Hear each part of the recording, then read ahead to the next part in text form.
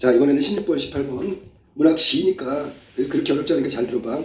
첫 번째 나온 시가 고향의 천정 1인데 이 시는 내용을 읽어보면 알겠지만 돌아가신 할머니에 대한 그리움을 담고 있는 손자의 마음 뭐 이런 것들이 내용이고, 제목에 나와 있는 천정이라는 게 원래는 그 주택의 이렇게 바닥 위에 있는 공간을 천정이라고 하는데, 여기서는 별로 이렇게 가득 되어 있는 하늘의 공간을 말하고 있다. 자, 그럼 시 한번 볼게. 어렵잖아. 자, 밭둑에서 나는 바람과 놀고 할머니는 메밀밭에서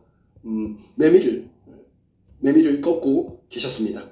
자, 그러면 나는 여기서는 손자고 바람과 논다 그랬는데 바람이 사람이 아닌데 이 사람처럼 놀고 있으니까 의인화시켰단 말이야. 그리고 나의 천진난만한 모습을 말하고 있는 거야. 그 다음에 할머니는 메밀밭에서 메밀을 꺾는다는 얘기는 여기서 메밀을 수확한다는 뜻이고, 계셨습니다 시니까 비읍니다로 계속 반복되고 있다. 그러니까 여기서 비읍니다는 경어체라 그러지. 존댓말. 계속해서 할머니는 메밀을 계속 꺾고 계시는 거야. 할머니는 뭐 이거 메밀을 꺾고 있는 게 노는 게 아니라 생계를 위해서 농민이라면 수확을 하고 있는 거라고 생각하면 돼. 나는 천진난만하게 바람과 놀고 있고요. 여기 지금 같이 놀 상대가 없으니까 자연과 벗하고 있는 거야. 자, 늦여름의 하늘빛이 메밀꽃 위에 빛나고, 늦여름 계절적 배경이 나왔고, 하늘빛은 푸른빛, 코발트빛, 시각적 이미지지. 메밀꽃 위에 빛나고 반짝이고, 그러면 이게 지금 보면 그 시골 메밀밭 모습을 얘기했는데 하늘도 땅도 이렇게 푸른빛이다 라는 얘기를 하고 있는 거지. 메밀꽃 사이사이로 할머니는 가끔 이따금 나와 바람의 장난을 살피시었습니다. 비읍니다로 나왔고, 손자가 잘 놀고 있는지 할머니가 손자를 위하는 마음, 배려, 일종의 할머니의 배려 깊은 행동이라고 볼 수 있어. 일을 하고 있지만 중간중간에 혹시 다치지는 않을까 걱정하면서 할머니가 계속 관찰하고 있는 거야. 보고 있는 거야. 살피시는 거야. 해마다 밭둑에서 자라고 아주 커서도 덜 자란 나는 늘 그러했습니다만, 그러니까 저렇게 할머니의 보살핌이나 배려, 사랑 속에서 자라왔다는 거지. 해마다라는 뜻은 매해마다 빠짐없이 밭둑에서 자라고, 지금 밭둑에서 지금 바람과 장난치면서 보냈다고 일연에 나왔기 때문에 저렇게 지냈고, 아주 커서도 덜 자란 나는 늘 그러했습니다만, 아주 컸다라는 얘기 육체적으로 성장했다는 뜻이지만 정신적으로 정서적으로는 아직 할머니한테는 애기였다라는 뜻이야. 나는 늘 그러했습니다만 이라고 했으니까 이게 성장 과정 통해서 어린 시절부터 나는 쭉 할머니 곁에서 농심을 담아가지고 밭둑에서 이렇게 바람과 장난을 치면서 그게 쭉 커왔다라는 얘기를 하고 있는 거야.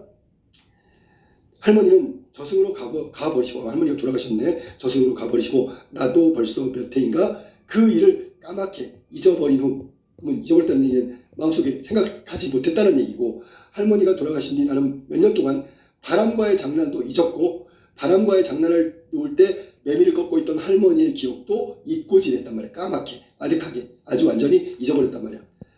그리고 나서 오늘 저녁 멍석, 이건 뭐 이렇게 마당에 펴놓는 자리를 말하는 건데, 여름에 보통 마당에 시골 가면 멍석을 펴놓지. 오늘 저녁 멍석을 펴고 마당에 누워서, 자, 우리가 보통 얘기하는 온 하늘 가득 별로 피어있는 어릴 적 메밀꽃이라고 했는데, 그 어릴 적 메밀꽃이 바로 할머니와 함께했던 행복했던 그 어떤 경험, 과거의 행복한 시간, 이걸 얘기하는 거고, 온 하늘 가득이라는 걸 꽉 찼다는 얘기고, 그 고향의 천정에는, 즉 별들이 반짝반짝이는 그 하늘에는 별로 피어있는 어릴 적의 메밀꽃, 즉 유년기에 할머니와 행복하게 했던 것을 형상화하는 게 바로 별로 피어있는 어릴 적 메밀꽃이란 말이야.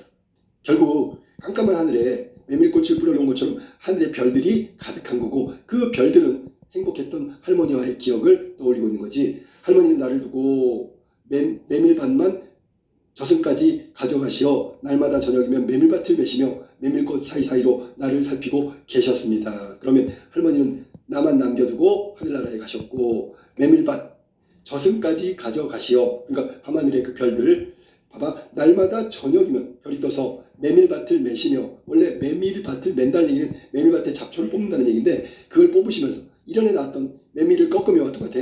메밀꽃 사이사이로 나를 살피고 계셨습니다. 비읍니다로 끝났고, 돌아가셨지만 저 하늘에서 별, 즉 하늘에 저승까지 가셨지만 아직도 손자를 잘 배려하고 손자에게 사랑을 베풀던 과거의 모습을 계속 가지고 계셨다라는 얘기야. 그럼 결국 돌아가셨지만 돌아가셨어도 죽음은 끝나는 게 아니라 그걸 초월해서 죽음을 초월한 할머니의 사랑이 느껴지는 시라고 보면 돼. 이 시는 밤하늘, 즉 그 별, 가득한 시골의 고향의 밤하늘을 얘기하면서 그 별들은 결국 메밀꽃이고 메밀꽃은 다시 과거에 자신을 돌봐주던 할머니가 일하던 메밀밭을 떠올리고 그 메밀밭은 결국 할머니까지 연결된단 말이야. 그러니까 일종의 매개체 역할을 하고 있는 게 그 메밀밭이라고 생각하면 돼. 자, 마당에 누워서 화자는 고향의 하늘을 올려봤어. 그리고 별을 봤는데 그 별은 메밀꽃 같아. 과거에 할머니가 꺾고 있던 메밀꽃, 그때 옆에서 놀던 나. 그러니까 결국 할머니가 그때 나를 얼마나 사랑하셨는지 그걸 느낀 거란 말이야. 까맣게 입고 지내다가 느꼈단 말이야. 그러니까 별은 시각적인 부분에서 메밀꽃처럼 하얗단 말이지. 깜깜한 밤하늘의 별은 메밀꽃처럼 하얗단 말이야. 그 메밀꽃은 결국 메밀밭에서 일하시던 할머니, 그러면 어릴 적 기억, 그러면 결국 할머니의 무한한 사랑. 이거는 과거에도 그랬지만 지금 현재도 그렇다. 그게 바로 할머니의 사랑을 느끼게 해주는 고향의 천정이라는 시였어. 한 가지 조심할 건 뭐냐면 중간에 오연쯤에 오늘 저녁 멍석을 펴고 마당에 눈이라는 구절이 나오는데 이거는 과거에서 현재에서 과거로 가는, 즉 현재와 과거가 교차되는 시점이고 시간적으로 깜깜한 밤하늘에 별들이 반짝아 있는 시간이야. 그 별은 메밀꽃, 메밀꽃은 할머니로 연결된다. 자, 이번에 배울 시는 손택수님의 밥물는 꿈이라는 시인데 밥을 지으며, 여기서 구체적으로 얘기하면 밥에 물을 맞추면서 그러한 행위를 통해서 뭔가 과거를 회상하고 그 회상에서 떠오르는 어떤 느낌을 적어놓은 시라고 보면 돼. 보면 볼까? 밥물는 꿈을 찾지 못해 질거나. 자, 밥을 할 때 물을 잘 맞춰야 되는데 이걸 밥물 눈금이라 해서, 눈금은 어림잡 아서 이렇게 금을 걷는 거예요. 눈으로 금을 긋는다고 생각하면 돼.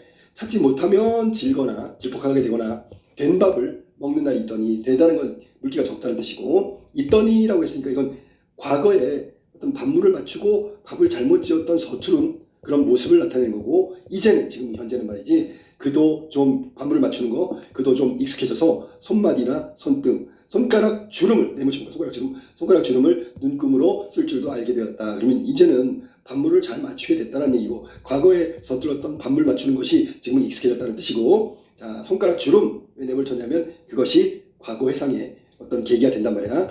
촘촘한 손등 주름 나왔죠? 자, 주름이 쭈글쭈글한 건데 그 손등 주름을 따라 밥맛을 조금씩 달리해 본다. 그러니까 여기서는 손등 주름에 따라서 밥맛이 조금씩 달리한다는 얘기는 그 손등 주름에 맞춰서 밥물을 재면 어떨 때는 약간 되기도 하고 어떤 때는 질기도 하고, 손등 중앙까지 올라오서 손등의 중앙까지 올라오면 그 중지의 마디를 따라 오르내리다 보면 물고는 물길이지. 그러니까 밥물이 손가락 사이로 쭉 이렇게 타고 올라가는 거지. 그러면 트기도 하고 막기도 하면서 그만큼 밥물을 조절을 잘한다는 얘기야. 익숙하게 논에 물을 보러 가던 할아버지 생각도 나고, 자, 밥물을 맞추면서 그 손등 중앙까지 물꼬를 텄다 막았다, 그것까지 물을 올렸다 내렸다 이렇게 하면서 과거에 논에 물을 보러 가던 할아버지 생각을 떠올린 거지. 저녁 때가 되면 한 끼라도 아껴보자. 친구 집에 마실 가던 소년의 저녁도 떠오른다. 자, 여기 지금 보면 한 끼라도 아껴보자. 굉장히 가난한 삶, 경제적으로 힘든 삶을 살았던 것 같아. 그러니까 친구 집에 가서 마실 가는데 이유가 친구 만나러 가는 게 아니라 한 끼라도 아껴보자 이거야. 소년의 저녁도 떠오르게 된다. 여기서는 기억이 난다는 얘기고, 떠오른다니까 밥물을 맞추면 지금 떠오른다는 얘기야. 현재 한 그릇으로 두 그릇, 세 그릇이 되어라. 얼마나 가난하면 먹을 게 좀 많아졌으면 좋겠다 라는 의미가, 한 그릇이 두 그릇, 세 그릇 뚝딱 되어라 이런 얘기고, 국, 이거는 이제 식은 밥을 이제 국에다 마른 거지. 밥국을 끓이던 문현동, 그러면 과거에 가난했던, 경제적으로 힘들던 화자의 경험이 있던 곳이, 과거의 삶이 있던 곳이 문현동이란 말이야. 가난한 지붕들이 내 손가락 마디에는 있다. 그러면 가난한 지붕들이라는데, 지붕이 문현동 지붕이고 그 문현동의 가난한 삶이 지금 현재 나의 손가락 마디에도 있다. 가난한 삶을 계속해서 살아온 흔적이 바로 손가락 마디에 남아있다는 뜻이야. 일찍 철이 들어서 철이 들어가지고 슬픈 귓속으로 봉지살 탈탈 터는 소리라도 들려올 듯. 자, 일찍 철이 들었다는 얘기는 뭐 이제 분위기, 집안의 상황, 가난했던 삶을 이해했다는 거고, 우리 집은 이렇게 가난하지, 일찍 알게 된 거야. 슬픈 이 귓속으로, 여기가 귓속은 슬프다고 했으니까 이건 감정이입에 해당된다.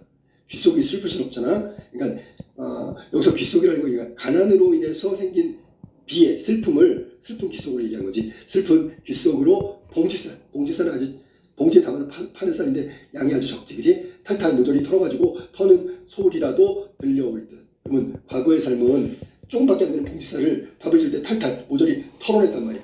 이제 그 다음 끼니가 걱정될 수가 있겠지, 그지? 가난한 삶이고, 얼굴보다 먼저 늙은 손이기래도, 얼굴보다 더 먼저 늙은 손이기래도 전기밥솥에는 없는 눈금을 내 손은 가졌다. 그러니까 결국 현재의 삶이라는 게 그 고생 많이 한 손이지만 이 삶이 소중한 거다라는 걸 이야기한 거고, 전기밥솥은 기계지만 전기밥솥으로 하면 밥을 지을 때 수월하게 지을 수 있어. 뭐 거기에 눈금도 있고 다 있단 말이지. 근데 그게 아니더라도 내 손에는 밥물을 맞추는 그 가난함과 어려운 삶을 쭉 이어왔지만 현재의 소중한 삶을 누리고 있는 손이 있다라고 이야기한 거예요. 그러니까 현재의 삶에 대해서 긍정적으로 인식하고 있다고 봐야 되겠지. 자, 이 시는 밥물 눈금을 맞추면서 그게 이제 행위고, 가난한 시절의 자기 위안이라고 할 수도 있고 현재의 삶에 대한 긍정적 가치를 발견하고 있다.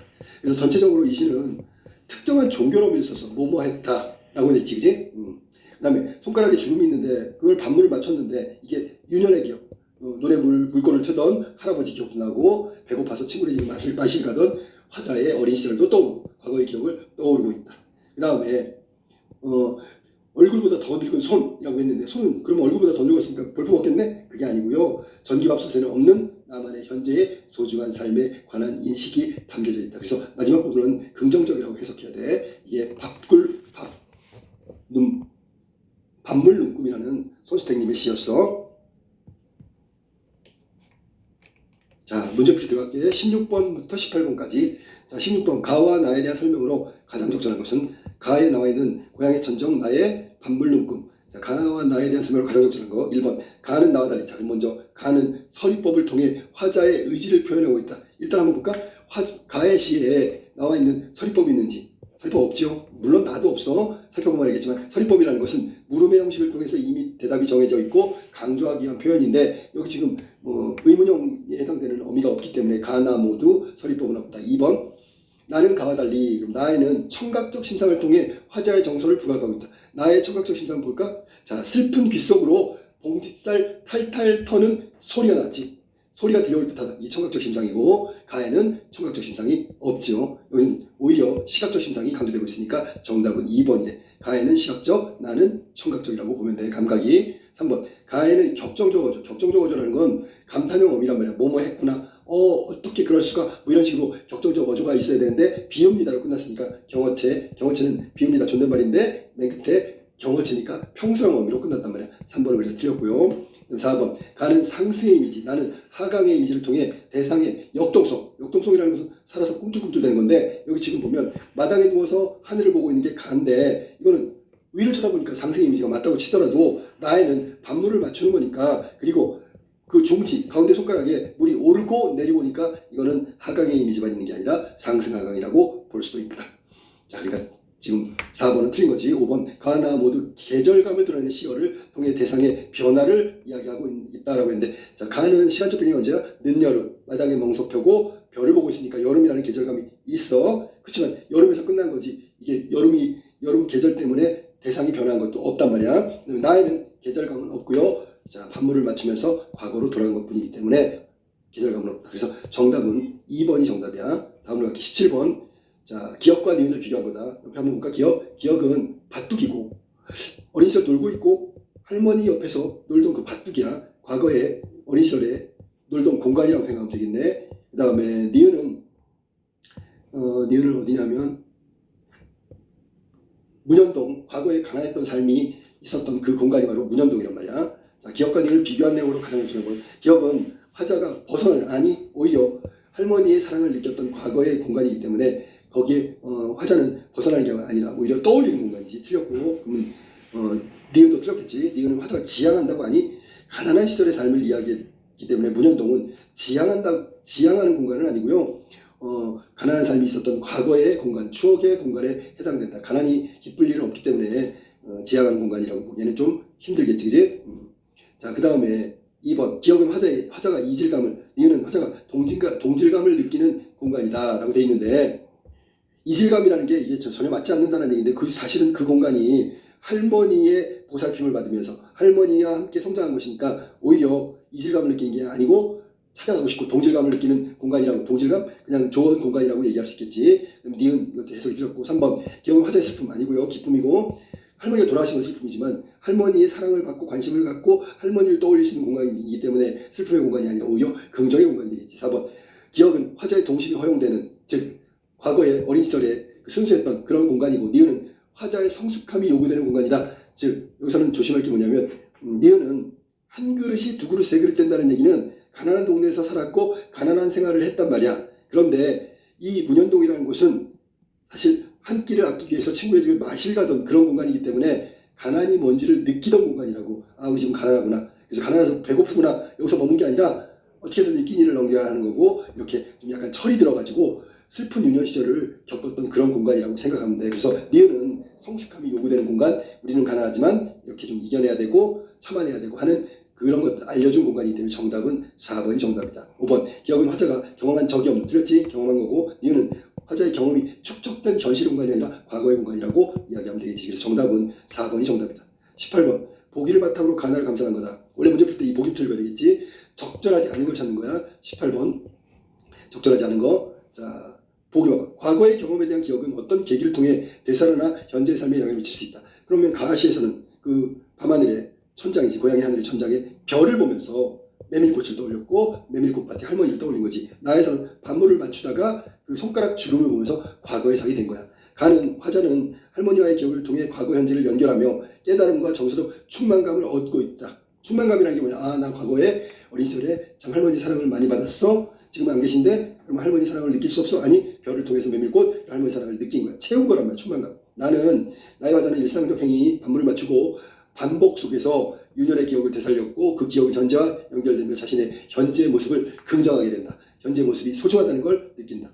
자, 그러면 지금 18번에 틀린 건 뭐죠? 1번 가의 화자는 별이 가득한 하늘을 보면서, 하늘이 회상 매개체라고 보면 돼. 자신이 여전히 나를 살피고 계신 할머니를 떠올렸단 말이야. 저 별빛 사이에 저승에서. 근데 별빛은 메밀꽃, 살아계실 때 메밀꽃밭에서 나를 살피듯이 지금도 별들 사이에서 나를 살피고 계신다. 맞았고, 2번 나의 화자는 유년시의 기억을 통해서 전기밥솥에 없는 현재 내 늙은 손에 주름이 갖고 있는 어떤 소중한 가치, 자기 위안을 느끼고 있다. 맞았지? 3번 가에 커서도 덜 자랐다라는 이건 정신적인 성숙이 덜 됐다. 육체적으로 성장했지만 나의 밥맛을 조금씩 달리하는 현재에 익숙한 것을 말하는 거지. 그러면 현재의 화자에게 정서적 충만감을 주는군.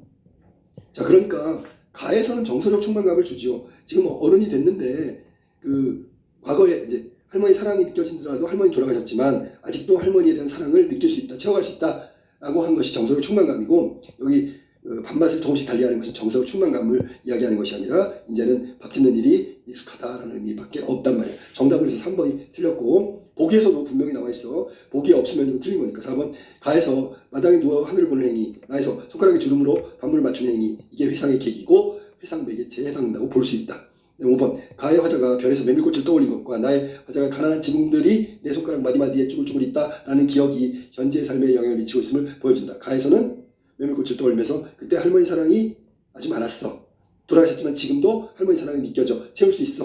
뭐 이거고, 나에서는 가난한 삶에 대한 기억을 떠올리고 나의 소중한 가치를 생각하면서 자기 위로, 자기 위안을 할 수 있다. 그러니까 이게 정답은 3번이 해석이 완전히 틀렸다고 보는데, 앞에 거 맞았다고 해도 나가 틀렸단 말이야. 정답은 3번이다.